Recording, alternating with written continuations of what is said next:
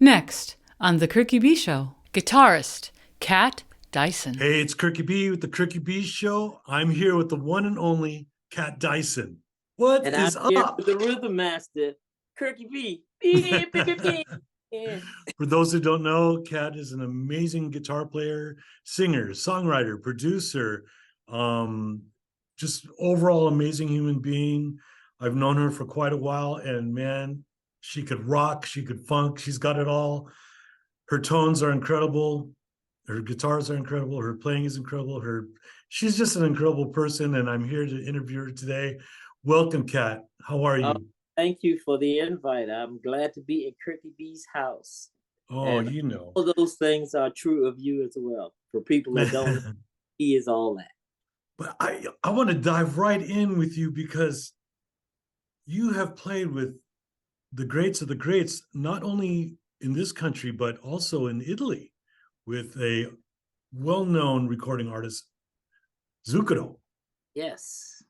Well, Let's talk about that. Let's start in Italy first. I've been back and forth to Europe since the 80s, actually, when I lived in Montreal. And I worked with a very young Celine Dion. I worked with a lot of Quebecois artists who went over to France. So I actually went to France first with Celine Dion, with Rock Voisine, with Richard Seguin, you know. Um, and Zucchero actually came about. A buddy of mine, great bass player Polo Jones, who was a endorsee for Godin Guitars, saw me at a NAMM show and said, "Hey, we're looking for a utility player, because they had a whole Italian crew set up." And he's like, "I see you play acoustic. I see you play all these different instruments with different people." And I auditioned. And the funny thing is that Zucchero's manager at the time was the same guy that managed Cyndi Lauper years before. So he looked up and he went, "Oh, you're in California now." So I have been blessed and lucky and thankful that my name comes up in some conversations, and I get a chance to either go and try to represent or not. But that started I guess next year will be like 16 years I've been with him. Wow. And I this is mean, just testament to he's how, Italian. He's not touring every year.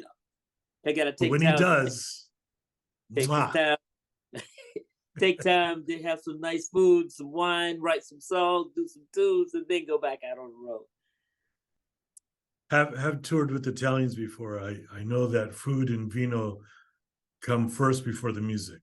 Absolutely, absolutely, and no problem. I have no problems with that at all. Now, so this goes back, you said 16 years ago Yeah. about that. Now, being such a talented musician and playing music that is somewhat similar sonically, arrangement wise, the chord structure, the style, but it's sung in Italian. Did you find playing behind that and supporting that as the guitarist difficult? Well, I really took a deep dive in even for my audition, and because of my college background is classical voice major. Guitar was my minor actually. I had already been singing in different languages, and I grew up Catholic, so that's Latin right out of the gate. Right, So the Vaticano. when I auditioned, I I actually did what I do in some other along with Cyndi Lauper. I sang background, so I learned the background parts and played the guitar stuff. Since I figured, I'm an auxiliary person, let me just go and try to be ready for anything in case he throws it at me. So I came in and I sang the stuff in Italian. He was pleasantly surprised, and then he said, just play me some blues." I said, "Oh, I can do that." Because he did in Italy what Johnny Halliday did in France. He brought his love of American roots music, which is the way the Europeans look at it. You know, for them, rock, gospel, blues, jazz, it's American roots music.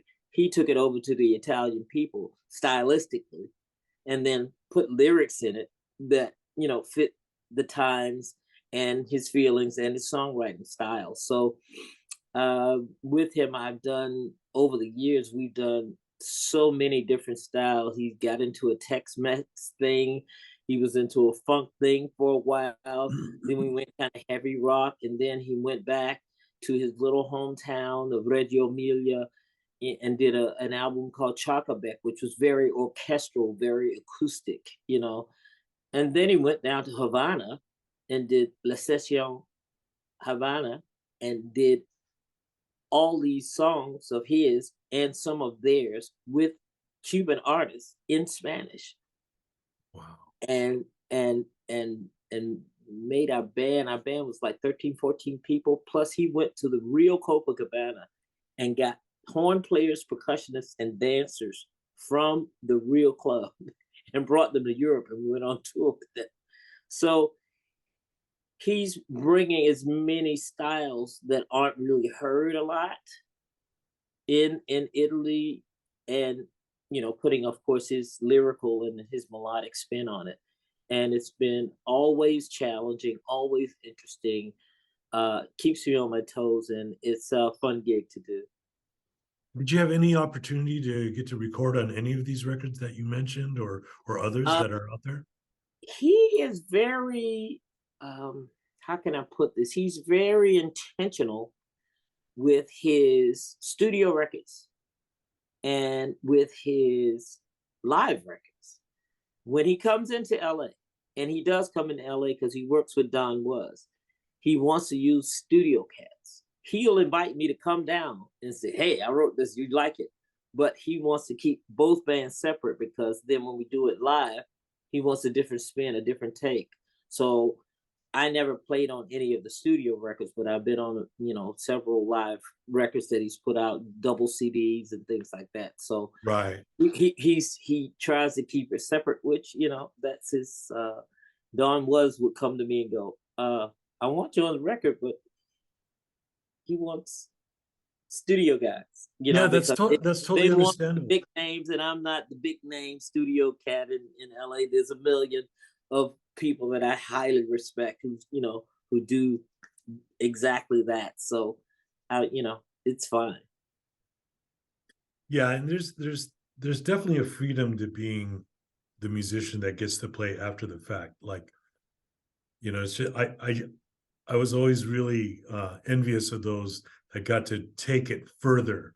Like, I would be part of something, but then they were in the live band and they got to take it to where it should have been in the studio. And I always felt that on every project that where I'd played on it and it went to there, and I was like, oh man, that would have been fun to play that live version, you know? Right.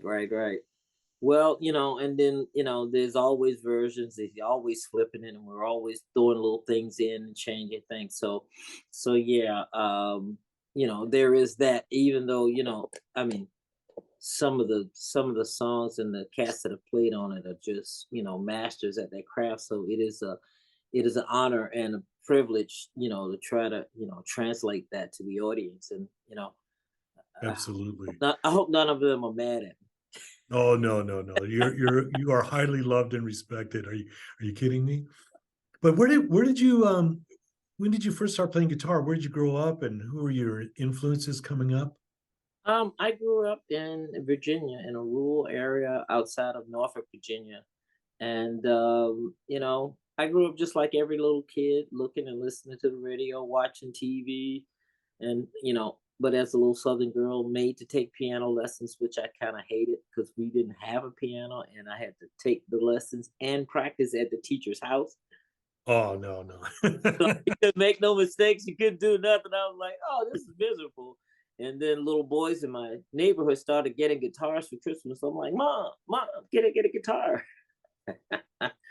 And she and my aunt kind of, you know, open up the you know, the little coffee ground jar. They keep the little spare cash in, and went down to Sears and got me an acoustic guitar. And in our Sunday paper, they would have the, you know, the big Sunday paper, and my dad would give us the comics, and inside that section to keep the kid with the comics and the crosswords and everything, there was a teach yourself guitar lessons in the Sunday papers. So they would have songs that whoever the editor was would pick, and they would, so I started looking, and I'm like, well, I'm taking piano, and I was singing in the choir. So, and the little boys in the neighborhood were, they had electric guitars. So, I just kind of gravitated to it because it was way more fun than sitting in a room with my teacher watching me playing scales. Right. So yeah, from there, we did the garage band thing and played at the school dances and the talent shows and the blah blah blah. And at 12, I had a growing spurt, and I was 5'10" at 12 years old. So I played in the clubs with the older guys. As long as I didn't say anything, I was tall, so nobody said anything. That's always a plus, right? As long as I didn't say anything and I didn't drink. That's incredible. And that always leads to, that sheer fact that you were young and you came up with other musicians that were older than you, and they trusted and knew that you were able to step up and deliver and make all that wonderful music with them. That just is a testimony to not only your talent, but it's a testimony to getting into today's musician. I see a lot on social media. Mm-hmm. They think, for the most part, and I'm going to keep this general, they think for the most part that playing in the bedroom is performing. No. And it is to one degree. But I always think after that amazing drum solo or guitar solo or whatever, I'm thinking, okay, have they ever schlepped drums up 5 flights of stairs? And I start thinking like that. Have they ever crammed their drum set into a Volkswagen like I had to do? Have they ever had to put a stack of Marshalls inside of a station wagon with the drum set and the Leslie? And I know you've been there and you've done it. And I just think that there's something to be said for those like us that have had the opportunity to schlep our own gear. Well, not only schlep it, get there, set it up, and play it with live people who were not in your bedroom when you were perfecting it and you thought everything was great. And then you get in a room and you have to interact with human beings, not with that record you've been playing along with, which was fine. And, you felt like, we didn't even have money. We would put our money together to buy records when we could. And, and share them. You have to sit at the radio and wait for your favorite song to come on. Right. To learn the songs, unless you put your money together. Okay, you got enough money for that single? Okay, we can buy that one, and we can learn this. I mean, the performance and ensemble playing, a YouTube, a bedroom, a microphone, a camera can only prepare you so much for interacting with a drummer who may not be the guy that's playing with Santana on that YouTube video you're looking at, or playing with a bass player that might not exactly be that bass player, or, just interacting, and you've got to listen. You can't just come in there and say, that's my part, I'm going to play my part, and have no sense of rhythm or time, because you relied on, what you saw in a video, or, what CD or whatever you streamed that you can just put on repeat. The preparation to play live has to go a little bit deeper. So I along with getting there, schlepping your gear, setting it up, being ready, doing it, taking your time, and then executing it. And for those that are out there and they're watching this and they're like, I want to be like my hero Cat. What would you say to those, especially the young females coming up that really want to, let's say, follow in your footsteps, but even go further, but to even take it further, but having you as their as their number one idol, if you will, what would you tell them right now? I would tell them, I'm surprised you're out there. No. Because there are so many that are so much better than me. Well, you know what I tend to tell my students when I can is learn something out of your comfort zone. You know, dive into a style that may not necessarily be what you think you want to excel at, to just pull apart the music. You know, Right. Right. listen, expand your listening. If you play guitar, expand your listening to all kinds of guitar, and Right. find the beauty in discovery. You know, discover. My father was a jazz guy. He hated rock and roll. He made us turn off everything that wasn't jazz when he came home, because he wasn't a musician, but it was just his music of his time, and it's all he wanted to hear. And Daddy come home is like the big piece of chicken. He gonna get the big piece of chicken, and when he puts his records on, all the music stops. So that pushed me towards rock, because I wanted to do anything but what, you know. I remember, you're gonna laugh. I remember arguing with him. I was nine and a half, when I first, you know, said out, you know, got into guitar. And I remember arguing with him when he played West Montgomery. I'm like, Dad, that's cheating. That's two guys. That's not one guy. He's like, you want to play guitar? This is a guitar player. I'm like, Dad, that's cheating. That's two guys. He's like, no, there's one. That is hilarious. You know, and then of course, growing up in the Catholic Church, I actually went to a Catholic church where there were nuns playing acoustic guitar for the mass. Playing West Montgomery. Yeah.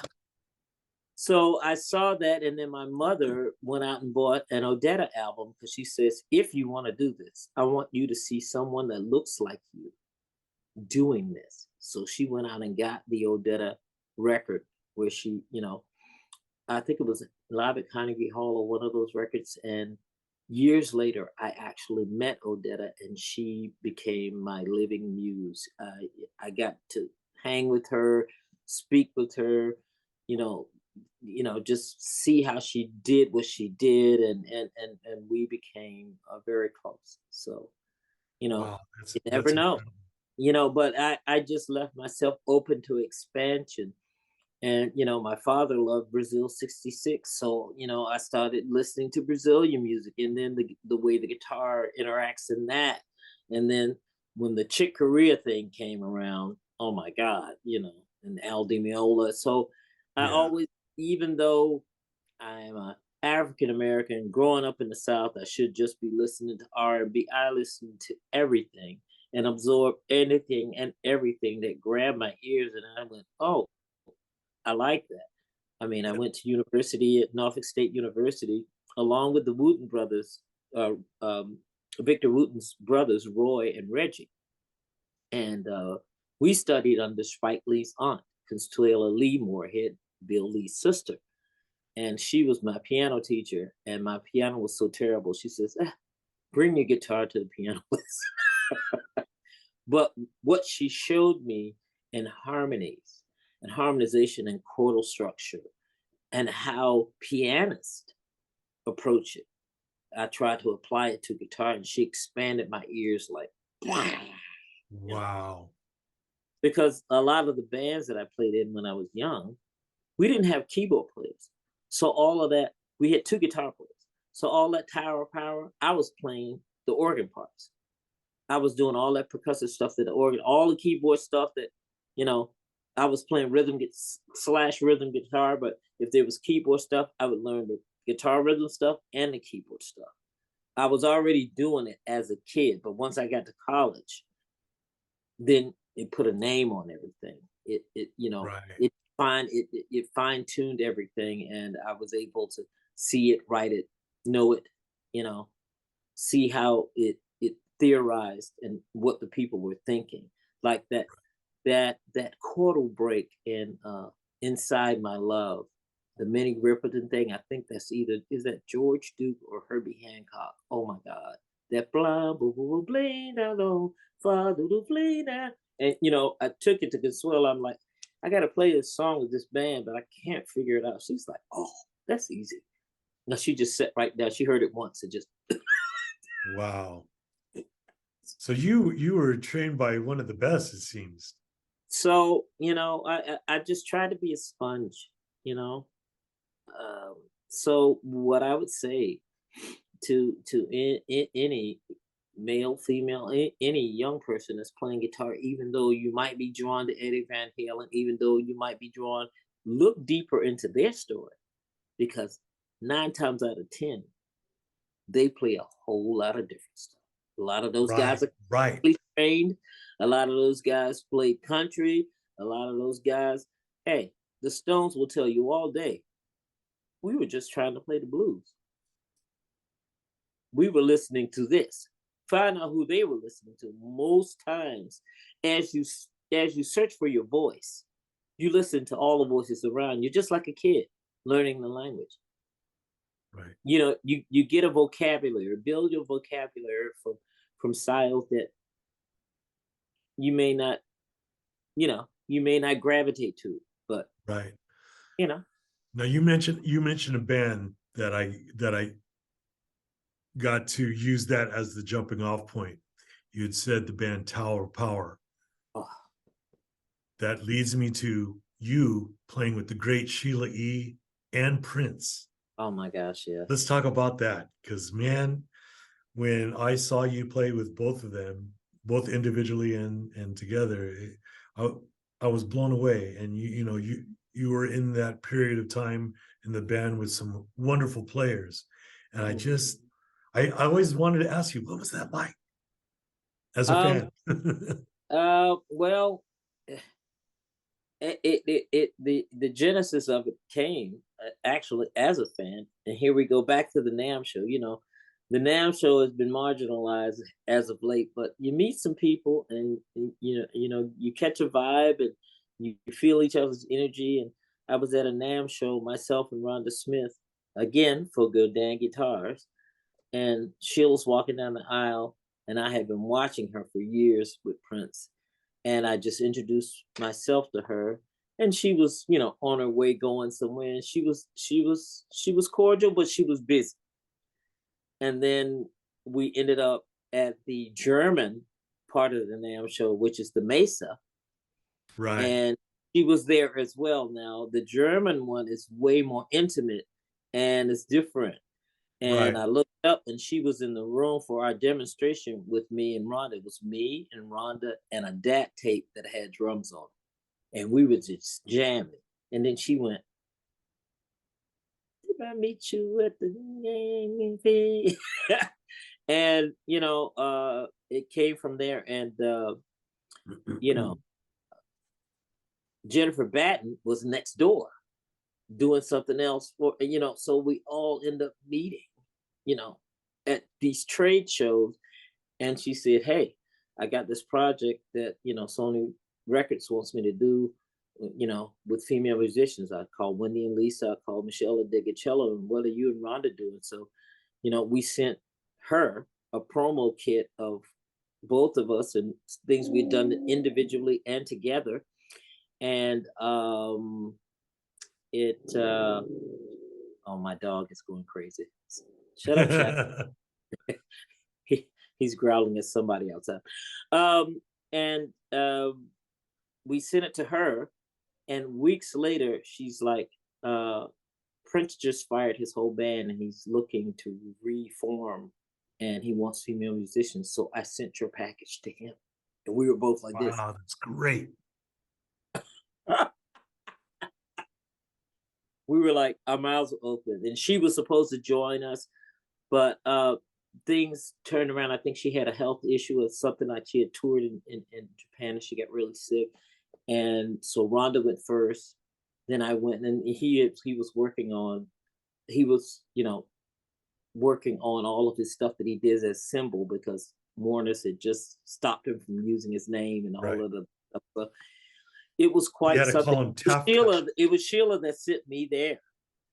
We were supposed to work with her, and then she's like, I'll be there. And then, but then things happened and turned around, and she never came, but Rhonda and I joined the band. So that's how that happened, and then Wow. after he took a break from touring and he was doing other stuff, she called me about the Magic Hour, where she was doing the Magic Johnson TV show. And I Right. came to LA thinking, oh, I'm not going to be here long. And I still have my place in Minneapolis. And then it became a show. So I moved here. Right. I And remember that show.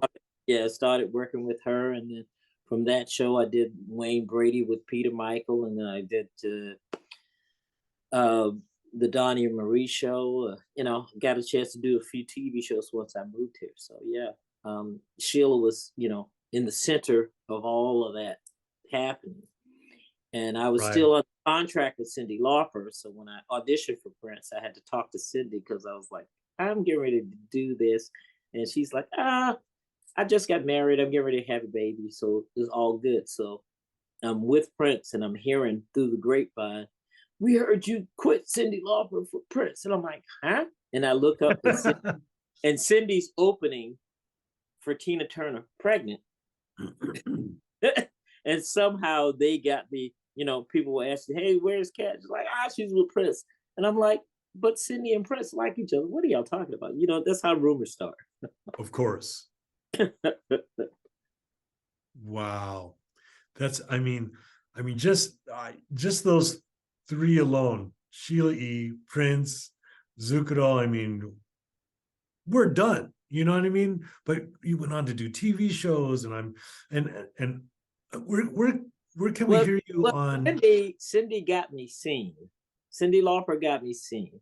And Ah, good friend Felicia Collins, who was playing with David Letterman at the time, was playing with before that. Before that, that's right.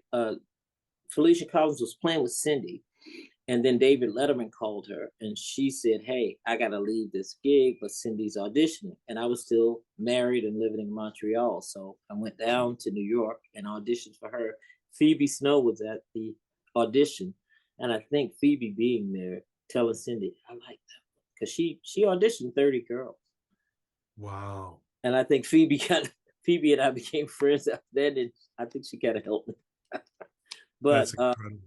yeah, but Cindy, working with her kind of, I think, as far as the American market, because I had been in Canada for years. So Cindy really, and I still work with Cindy. As a matter of fact, we just did a tour this year, opening for Rod Stewart in Australia and New Zealand. We just did like almost 2 months there. So we still work together, and I've been lucky enough to work with great people that, end up, being friends, Yeah, yeah.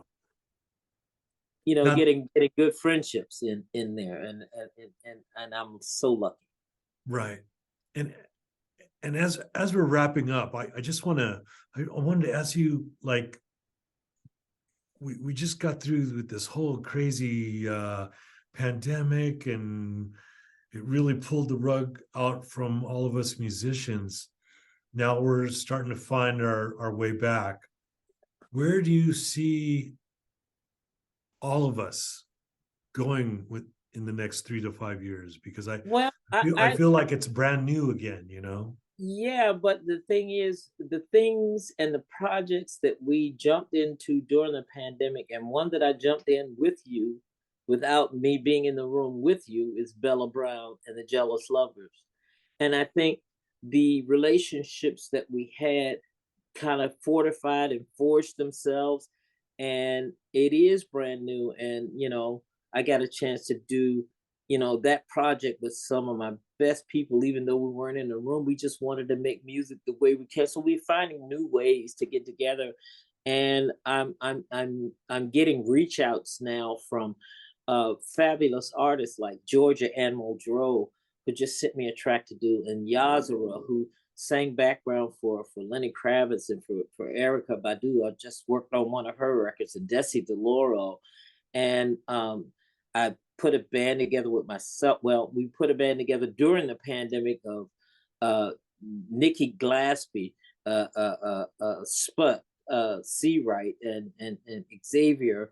And, we're going to be doing a record like that. So I think what that showed us is we don't have to stick with the norm. just because they didn't think we were essential. We're gonna make our art the way we're gonna make it, regardless. And doing the Funky Fridays with Paul Peterson, and you know what I mean. All these projects, and I think that those of us who still crave it, who still have a desire to do it, we're gonna find a way to do it, no matter how they try to outsource us, no matter how they try to AI us, no matter Right. how they try to digitize and synthesize and sample.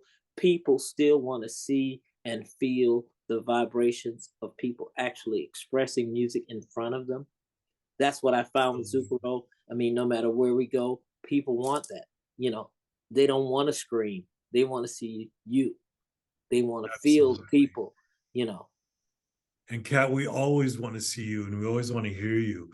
And for those who want to follow you on social media or your website, your guitar companies, please let us know where can we find you? The website is my name, katdyson.com. On IG, I'm Kitty Cat Deezy. Yeah, my nephew picked that name.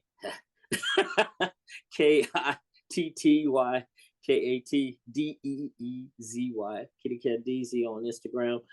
I have never been a Twitter person, so they can keep that and X and all that other stuff. But I am on Facebook, and I am, you know, I'm not hiding out. I just use my name, Cat Dyson. That's it. You know, Cat Kat Dyson. Dyson on Facebook. Yeah, Well, Kat, man. thank you so much for joining me on the Kirky B But Show. oh, Thank you so much for doing this. thank you You're for just having. such an inspiration, not only to me, but all the fans that are watching right now. And I hope very soon that you and I actually get to sit in a room together and make music. Exactly. At least have a chat, have a cocktail, or some pasta. Or all of it. How's that? That's great. All right, I'm Cricket B, the lovely Kat Dyson, everybody.